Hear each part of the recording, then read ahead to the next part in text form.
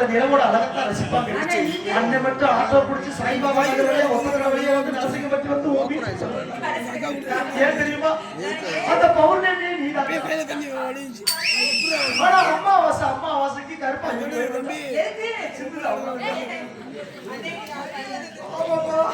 நீ ஓபன் பண்ணி குடிச்சே குடிக்கல. அங்கச்சி இந்த கண்ணீர் வச்சு ஒரு மரக்கண்டே வரலாம். சாமி சொல்லி யார் வந்திருக்காங்க? வாங்க சாமி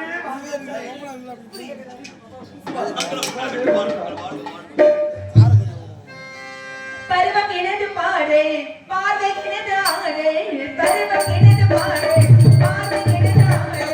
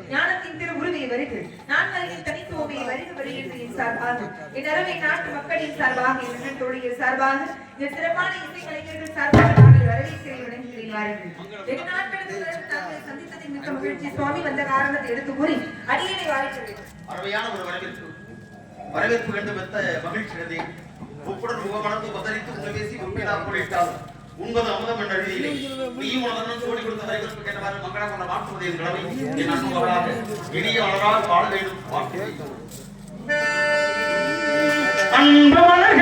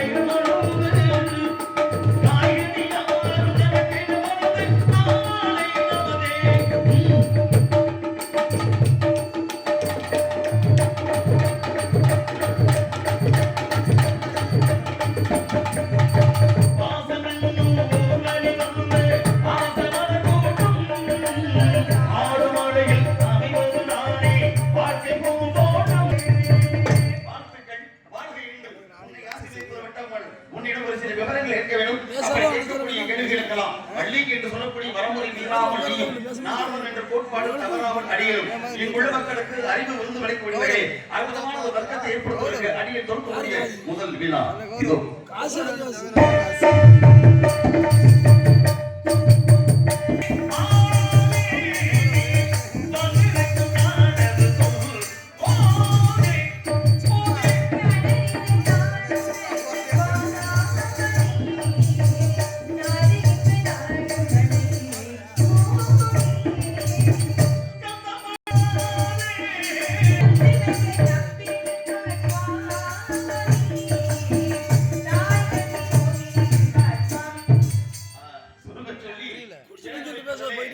இந்த சுந்தரவெளிக்கு ஈடு இடையா என்பது எடுத்துக்காட்டாக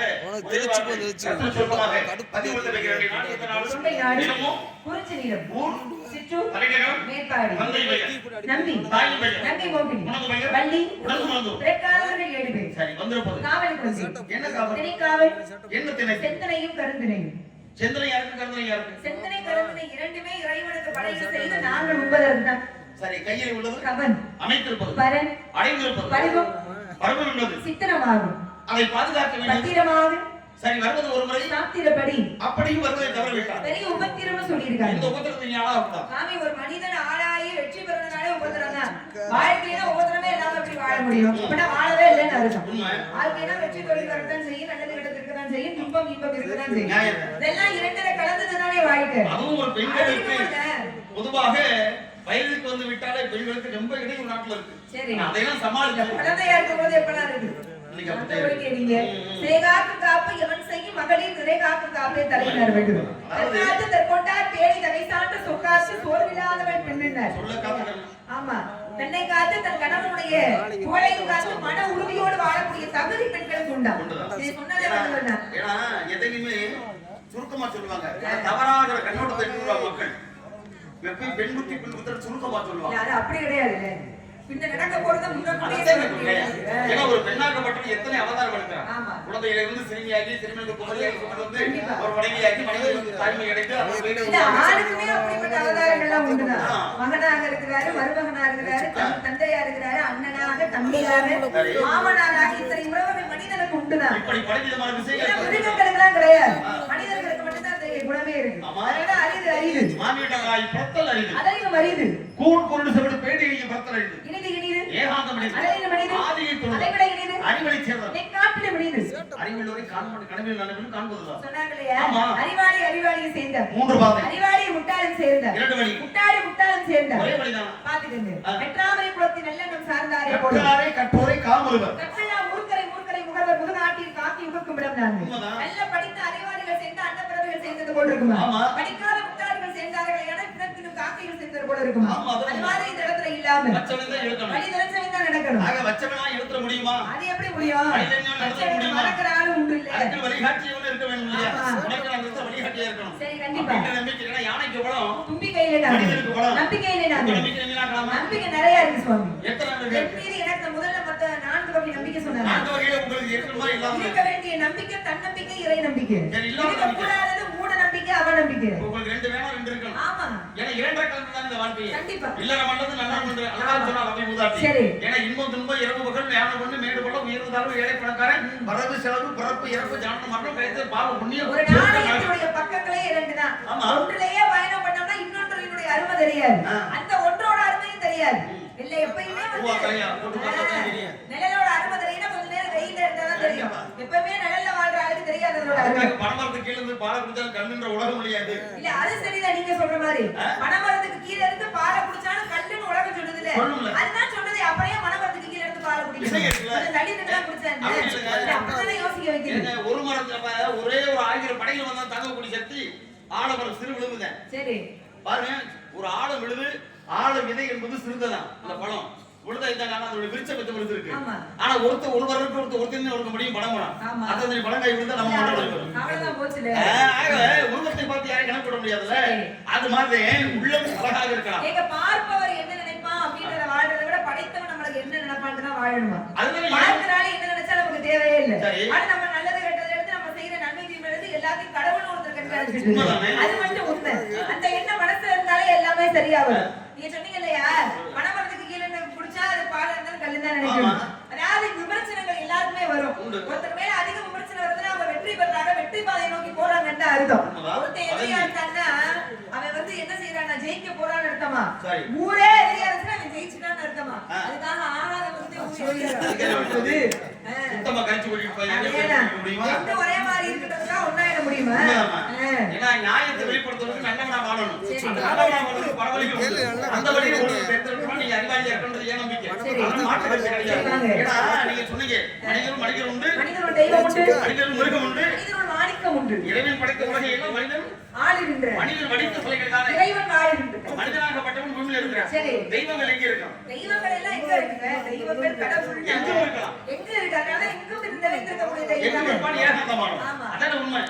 அப்ப இந்த தெய்வத்துக்கும் மனிதனுக்கு இடைப்பட்ட ஒருவர் இருப்பாங்க. சொல்றா இல்லையா? நல்லா தான் போயிருந்த எவனை பிடிச்ச கிரகமா கால கிரகமா விஷயத்துக்கு வந்துருவான்.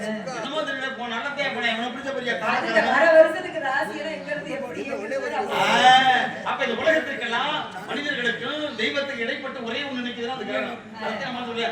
எப்பா நாக்கு தருவலை இல்ல அஸ்திர பிள்ளை பத்திரான பொம்பளை குழந்தை வந்திருக்காம்பா. ஏய் பிறந்து நல்ல சோப்பரமா கேட்பேன். ஆமான்னு சொன்ன மறுவார்த்தை என்ன வந்தா எப்பா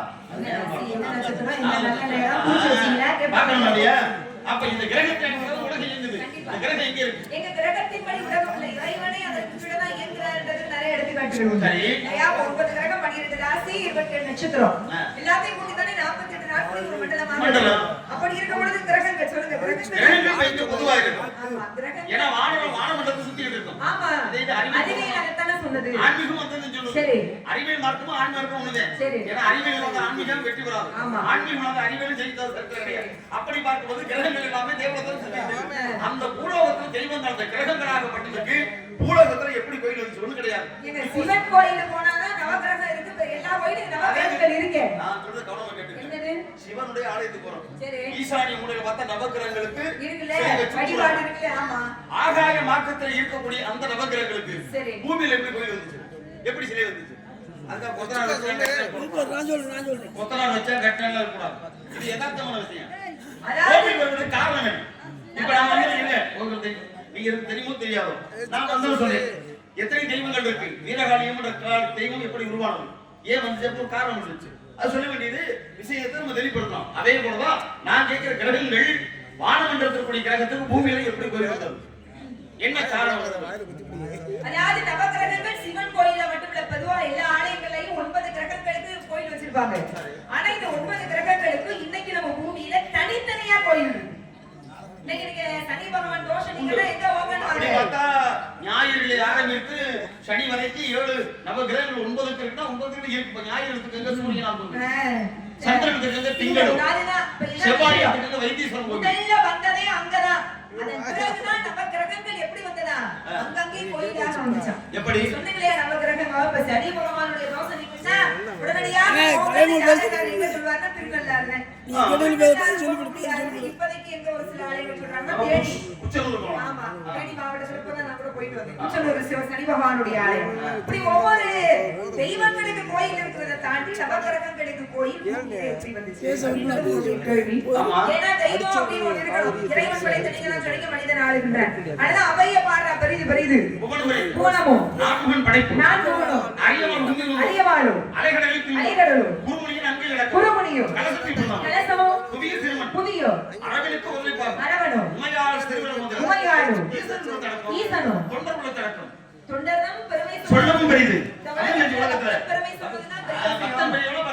அப்படின்னு சொன்னாங்க. அதனாலதான் பக்தனுக்கு சிறப்பு கொடுத்து பெரிய புராணம் ஒரு நூலுக்கு பெரிய புராணம் பேரே வந்துச்சு இல்லையா? நான் உங்களை கேக்குறேன், பொதுவாக எல்லாரையுமே சனி பகவான் பிடிச்சிட்டாரு இல்லையா? அதனால சிவபெருமானே அவருக்கு ஒரு பட்டத்தை ஈஸ்வர பட்டத்தை கொடுத்தாரு. நவகிரகங்கள்ல ஈஸ்வர பட்டம் உடைய ஒரே கிரகம் யாருன்னா சனீஸ்வர பகவான் தான். சனி ஈஸ்வரன் அவருக்கே பேர் வந்துருக்கு. அவர் சிவனை கூட பிடிச்சிட்டாரு இல்லையா? பிடிக்காத ஆளே கிடையாது. நவகிரகங்களும் ஒரு மனிதனுக்கு உடம்புல ஏற்படக்கூடிய ஏற்றதாக இருக்கட்டும், இதெல்லாம் கிரகங்களினுடைய பார்வைப்படி. அதிலே குறிப்பா சனி பகவானுடைய பார்வை. குருவாத்தா கோடி நிர்ணயம், நாலு மாதிரி கொடுப்பாருன்னு கேது மாதிரி எடுப்பாரு. இந்த மாதிரி நிறைய இருக்குல்ல. பொண்ணு கிடைச்சாலும் முதல் கிடைக்க மாதிரி கிரகங்களை நிறைய பழமொழிகள் உண்டு. நான் கேக்குறேன், ஒரு மனிதனுக்கு உடல் உபாதை உடல் நோய் ஏற்படணும் அப்படின்னா ஒரு கிரகத்தினுடைய மாற்று பலனாக இருக்கும். ஆனா நவகிரகங்கள உக்கிரமான கிரகமாக நம்ம பயந்து அந்த பேரை கூட சொல்ல உச்சரிக்காத ஒரே ஒரு ஆளு சனி பகவான். ஆமா, சனி பகவானுக்கு அவருக்கே வாத நோய் வருமா? அவருக்கே உடம்புல வாத நோய் உருவாச்சக்கூடிய கால். அந்த வாத நோயை தீர்த்து கொள்ள என்ன மனுஷனுக்கு நோய்வாய்ப்படுவது அது கிரகத்தாலே. ஆனா கிரகத்துக்கே சனிக்கே வாத நோய் ஏற்பட்டு அந்த வாத நோயை நம்ம பூமியில வந்து ஒரு கோயில வணங்குறதுனால தீர்ந்துச்சு. கதைய சொல்லிருங்க எப்படின்றத, அப்புறமா அது எங்க குணமாச்சுன்ற விஷயத்தை நீங்க சொல்லிருங்க. எல்லாம் ஒண்ணுதானே, ஆரம்பிக்கால அரைங்காலம் சேர்க்கணும் அதுவே வரும். சொல்லக்கூடாதுன்னு எப்படி சொல்றீங்க?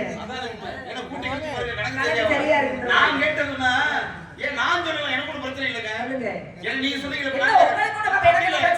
எல்லாரும் பிடிச்சாங்க. நான் கேட்கிறேன், சொல்லுங்க எல்லாரும் பிடிச்சாங்க. சனி பிடிக்காத மான் 2 மான் இருக்கு. எந்த மான்? ஈ-74 84 லட்சம் சீபேசங்கள் பெருமுடைய படைப்புல எல்லாத்தையும் சனி பிடிப்பேன். ஆனா 2 மான் மட்டும் பிடிக்கல. அது எந்த மான்? இப்படியே கேள்வி பேசுமா? என்ன பேசுறீங்க? இருங்க, என்னால முடியும் நீங்க சொல்லும் பொழுது இந்த இடத்துல நீங்க நாலு மக்களை சேர்ந்து உங்களால முடியும்னா நீங்களே என்னை சந்திக்க வந்திருக்கீங்கன்னா காரணம் இல்லாம சந்திக்க வந்திருக்க மாட்டீங்க. உங்களை சந்திக்கிறதா தெரிஞ்சு கொஞ்சம் நான் கேக்குறேன். அப்ப எந்த வகையில உங்களுக்கு தகுதி சோதிக்க எந்த வகையில வச்சுக்கங்க. தகுதியை சோதிக்கிற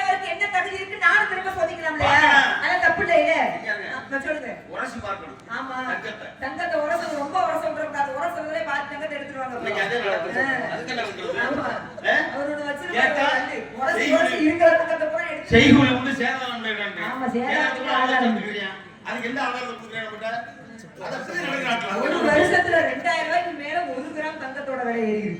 7200 ரூபாய் இன்னைக்கு ஒரு கிராம் வெறும் தங்கம். அந்த தங்கத்தை ஒரு மோதிரமாவோ ஏதோ செய்யணும்னா அதை செய்யறதுக்கு ஒரு கூலி ஒண்ணு எங்க ஓடுறது? கிராமுக்கு 1 ரூபாய் குறைச்சிருக்கேன். தங்கம் விலை திடீர் சரி பண்ணியா? ஆனா எங்கயாவது ஏறது படபடபடன்னு ஏறும். இறங்குறது ரொம்ப குறைவா இருக்கும். 10 படி ஏறுறது 1 படி கூட இறங்காது. நீங்க எங்க அப்பே விடுறீங்க? அப்பயாவது பூசை பார்த்து என்ன காரணம் இல்லையே? அது பொதுவா தமிழகத்துல தங்கங்கிறது எதுக்கு அலங்காரத்துக்கு மட்டும் வாங்குறது. சில நேரங்கள்ல 40 வருஷத்துக்கு அடகு வச்சுட்டு தான் வாங்குறாங்க. வேற என்ன செய்ய சொல்றீங்க? அப்படித்தான் இருக்கு. என்னைக்குமே தங்கத்தை வாங்குற விலைக்கு விற்கவே முடியாது. இந்த மாற்றம் இல்லை. வாங்குற அதே செய்கூலி சேதாரத்தோட நான் வித்துட்டேன்னு ஒரு ஆளை சொல்லிட்டு 30% நஷ்டம் தான் அதுல. இது சொல்லும்போது எனக்கு ஒரு ஞாபகம் வருது. ஒரு பெண்ணோட வாழ்க்கை எப்படிதாங்க? எப்படி தங்கத்தை எப்படி முறையா நான் கைவிட்டு வாங்கிட்டு மறுபடியும் அது போகாது. அதே ஒரு பெண்ணாக்கப்பட்டவன மனம் முடிஞ்ச மறுபடியும் அதை கொடுக்க முடியுமா? நம்ம அதை சொல்றாங்க பொம்பளையே என் தங்கமே அப்படின்னு அப்படி சொல்ல மாட்டாங்க. நானே எனக்கு அண்ணன் தங்கமே தான் பெண்ணுக்கு தங்கம். ஏன்னா பொண்ணும் பெண்ணும் ஒண்ணுடாங்க. பொண்ணுன்னா தங்கம். ஆனா பெண்ணு 2 ஒண்ணுதான். 1000 ஆண்டுகளாலும் பூமியில கடாது ஒரு படுக்குது யாருன்னு தெரியல. பெண்ணு வாழ்வார்கள் காரணமா அதோட இணைய வச்சிருக்காங்க. கேள்விக்கு வருவோமா? நான் கேட்டேன் பதில் இல்லையே. நீங்க ஒரு விஷயம் கேட்டீங்க. நவகிரகங்களுக்கு பூமியில எப்படி ஆலயங்கள் இருந்தது? அதத்தையும் கேட்டேன். ஏன்னா அதாவது ஒரு முனிவர், இந்த முனிவர் என்ன காலவரும் பேர் அவருக்கு. அவர் என்ன செய்வார் அப்படின்னா முக்காலத்தையும் இருந்தவர். நாளைக்கு என்ன நடக்க போகுதுன்றது இன்றைய சொல்லிடுவார். அந்த மாதிரி ஜாதகத்தை கணித்து சொல்லக்கூடியவர். யார் போனாலும் அவர்களுக்கு இதுதான் நடக்கும், இதுதான் ஏற்படும், நல்லதை இருக்கதை எடுத்து முன்னக்கூட்டியே சொல்லி அவர்களுடைய வாழ்க்கையில ஏற்படக்கூடிய தீமைகளை குறைப்பதற்கு வழி சொல்லுவார். அப்படிப்பட்ட ஒருவர் என்ன செய்யறாரு அப்படின்னா தெய்வமே கிரகங்களே வச்சுக்கோங்களேன். அவங்கள ஒருத்தர் மாறு நேரம் போட்டு ஒரு சாமியார் பேர் வந்து அந்த காலவரத்தை சந்திச்சு ஏப்பா எல்லாருடைய ஜாதகத்தையும் கணிச்சு யாருக்கு என்ன நன்மை தீமை நடக்கும்னு சொல்றிய, உன் எதிர்காலத்துல உன்னுடைய ஜாதகத்துல என்ன இருக்கு நீ கணிச்சிய, என்னைக்காவது உன் ஜாதகத்தை நீ பாத்துருக்கியான்னு கேக்குற. இவர் யோசனை பண்றாரு. ஆமா எல்லாருக்கும் என்ன நடக்குன்றத சொல்றோம், நமக்கு எதிர்காலம் எப்படி இருக்கு நம்ம யோசிக்கலையே அப்படின்னு அவருடைய ஜாதகத்தை எடுத்து பாக்குறாரு. அவருடைய ஜாதகப்படி அவருக்கு இன்னும் கொஞ்சம் வயது ஆன உடனே அவருடைய உடம்பிலே தொழுநோய் ஏற்படும் இருக்கு. யோசிங்க, இன்னும் கொஞ்ச நாள்ல உனக்கு தொழுநோய் ஏற்படுமா? நான் என்ன பாவம் பண்ண? எதுவுமே செய்யல. எந்த ஜென்மத்துல எப்பொழுது செய்த வினையோ தெரியல. இன்னும் கொஞ்ச நாள்ல எனக்கு தொழுநோய் ஏற்படும் இருக்கு ஜாதகப்படி. அது ஏற்படக்கூடிய ஏன்னா ஆட்சி நாள் தொழுநோய்ன்றது இருக்கிறதுலே ரொம்ப கொடிய வகையான நோய் நான் அப்படியே பாடியிருக்கிறேன். அப்ப இந்த நோயில இருந்து விடுபடுவதற்கு என்ன செய்யறது? எல்லாருக்கும் பரிகாரம் சொன்னாரு. இவர் மட்டும் என்ன பண்ணாரு? இமயமலையில அடிவாரத்துல யாகம் அக்கினி வளர்த்து அதன் மீது நின்று என்ன செய்தாரு? நவக்கிரகங்களை நோக்கி தவம் பண்றாரு. பொதுவா எல்லாரும் தெய்வங்களை நோக்கி தான் தவம் பண்ணுவோம். ஆனா இவர் நவ கிரகங்களை நோக்கி தவம் பண்ணார். கிரகங்கள் பார்த்தது எப்பொழுதுமே ஒரு மனிதன் வேண்டினா சாமிக்கு தானே தெய்வத்துக்கு தானே வேண்டுவா. ஆனா இந்த முனிவர் விழுகிற மாதிரி என்கிட்ட எங்களை நோக்கி இந்த முனிவர் இப்படி தவம் பண்றாரு அப்படின்னு நவ கிரகங்களும் ஒன்று சேர்ந்து இந்த முனிவருக்கு காட்சி கொடுத்த முனிவரை உடைய தவத்தை கண்டு நாங்கள் மெச்சினோம். உங்களுக்கு என்ன வர வேண்டும் கேளுங்கள் சொல்லி கேட்கிறாரு. அதான் முனிவர் பார்த்தாரு. இன்னும் சிறிய நாட்கள்ல எனக்கு தொழுநோய் ஏற்பட போகுது. ஏற்படக்கூடிய நோய் உங்களாலதான் நிச்சயமா ஏற்படும். அந்த நோயில இருந்து நான் விடுபடுறதுக்கு நீங்க வழி சொல்லணும். நீங்க பிடிக்க கூடாது அப்படின்னு பார்த்தாங்க நவகிரகங்கள். உங்களுக்கு ஏற்பட இருக்கக்கூடிய தொழுநோய் தீர்ந்துடும், உங்களுக்கு வரவே வராதுன்ற வரத்தை கொடுத்துறாங்க. இப்ப இது என்ன நடக்குது அப்படின்னா இந்த நவகிரகங்கள் இயங்கணும்னா அவர்களுக்கு மேல இருக்கக்கூடிய மும்மூர்த்திகளினுடைய கட்டளைப்படி தான் இயங்கணும். பிரம்மா விஷ்ணு சிவன் அப்படின்றவங்களுடைய கட்டளைப்படி. ஆனா இவங்க என்ன பண்ணிட்டாங்க? பிரம்மாவை கேட்காம யாரை கேட்காம இவங்களே வரத்தை கொடுத்து அவருடைய எதிர்காலத்தினுடைய விதியை மாத்தி அமைச்சிட்டாங்க. இது பிரம்மாவுக்கு தெரிய வருது. கோவப்படுறாரு. நவகிரகங்களுக்கு என்ன வேலை? என்ன விதியோ அவரவர் வினைப்படி அவரவரை ஆட்டி படைக்கிறதான வேலை. உங்களை யார் இந்த வரக்கூடிய அந்த தொழுநோயிலிருந்து அவரை தடுக்க சொன்னது யாரு? அதனால அவருக்கு ஏற்பட இருந்த அந்த தொழுநோய் நவகிரகங்கள் ஆகி உங்கள் 9 பேருக்கும் ஏற்பட கடவுள் சாபம் கொடுத்துறாரு பிரம்மா. இப்ப 9 பேருக்கு உடல் முழுதும் தொழுநோய். 9 பேர் வேண்டாங்க தொழுநோய் குணமாறதுக்கு நாங்க என்ன செய்யறது அப்படின்னு பார்த்தாரு. எப்பொழுதுமே ஒரு சாபம் இருக்குன்னா அதற்கு மோட்சம் ஒன்று இருக்கணும் இல்லையா? 9 பேரும் சென்று சோழ நாட்டுல, சோழ நாட்டுனா தஞ்சை அந்த பகுதியெல்லாம் சோழ நாடு, அங்கு சென்று அதாவது மங்களகுடின்னு ஒரு ஊரு இன்னைக்கு இருக்கு. மங்களாம்பிகைன்னு பேரு, பிராணநாதர்னு சிவனுக்கு பேரு. அந்த சிவன் கோயில்ல போய் அது கிட்டத்தட்ட ஆதி காலத்துல இருந்து ஒரு அற்புதமான ஒரு பழமையான ஒரு ஆலயம், அதுக்கு ஒரு வரலாறு உண்டு. அந்த ஆலயத்துல போய் அங்க இருக்கக்கூடிய சிவனை வணங்கி தினசரி 9 பேருமே அதிகாலை சூரியனுக்கு சேர்த்துதான் அந்த நோயே. ஆக 9 பேர் என்ன பண்றீங்க, சிவனை வணங்கி தயிர் அன்னத்தை வெள்ளரிக்க இலையில வச்சு உண்டு 48 நாட்கள் விரதம் இருங்க, சரியாகும் சொன்னார்.